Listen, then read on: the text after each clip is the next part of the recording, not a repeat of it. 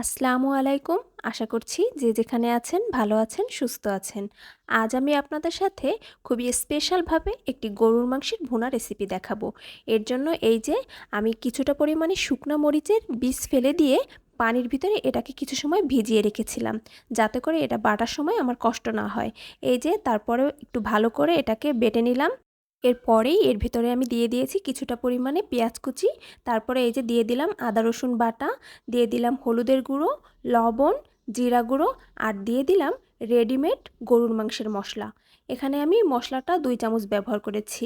তারপরে আমি এখানে কিছুটা পরিমাণে সয়াবিন তেল দিয়ে ভালো করে সব মশলাগুলো একসাথে মিক্স করে নেব।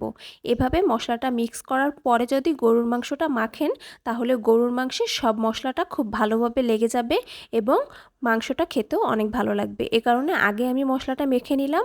এরপরে এই যে আমি মাংসটা দিয়ে এখন মাংসটাও খুব ভালো করে আমি মেখে নিব।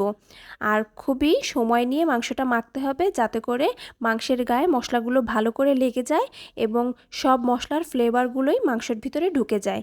কিছুক্ষণ এভাবে মাখানোর পর যদি আপনি রেখে দিতে পারেন, তাহলে দেখবেন মাংসটা খেতে আরও বেশি মজার হয়। এই তো আমি মাংসটা খুব ভালো করে মেখে নিচ্ছি। তারপরে আমি চলে যাব চুলায়। এই যে এখন আমি কড়াইয়ের ভিতরে মাংসটা দিয়ে এর উপরে আমি কিছুটা পরিমাণে তেজপাতা দিয়ে দিয়েছি। আমি গরম মশলাটা দিয়েছি, কিন্তু সেটা স্কিপ হয়ে গিয়েছে, এর জন্য আপনাদের দেখাতে পারিনি। আর এই যে দেখুন এখন মাংসটা থেকে কতটা পানি বের হয়েছে, এই পানিতেই মাংসটা সেদ্ধ হয়ে যাবে। এর জন্য মিডিয়াম আঁচে আমি ঢাকনা দিয়ে কিছু সময় এটাকে ঢেকে রাখবো। এই যে দেখুন পানিটা টেনে গিয়েছে আর মাংসটা এখন ভালো করে কষানো হয়ে যাচ্ছে।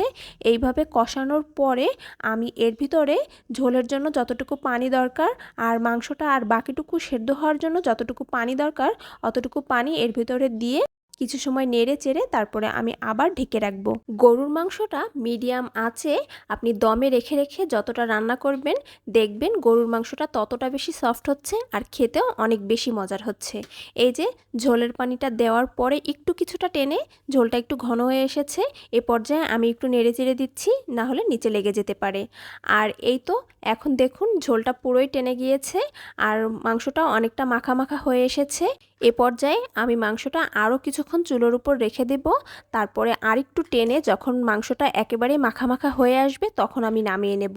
আমি যেহেতু মাংসটা ভুনা করছি, সেহেতু আমি ঝোলটা বেশি রাখবো না। এই যে তেলটা উপরে উঠে এসেছে, তার মানে ঝোলটা এখন অনেকটাই ঘন হয়ে এসেছে।